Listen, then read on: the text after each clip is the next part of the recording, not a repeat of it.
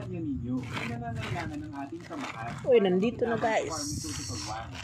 Ang ating order, parcel. Ang Ken Pharma ay walang pili. Kaya yung pharma ninyo, sino ka ba sakala mo?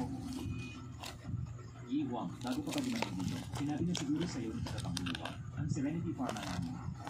Tira po yung kinay na microphone, wireless microphone. At ito buksan na natin guys.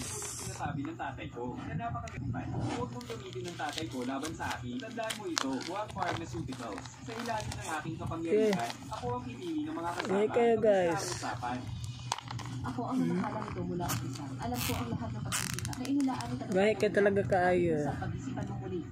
Uulitin ko, ako ang may-ari dito. Huwag mo na sayangin oras ko. Ang biopharmaceutical R&D nangangailangan ng malaking pondo. Okay, nabuksan na natin guys. Ng dekada nang walang may benta. Ah, ito. Nagawa na namin ang mag-isang lunas. Karapat dapat kaming kumita. Okay lang bilita. Pero, dapat may konsensya ka.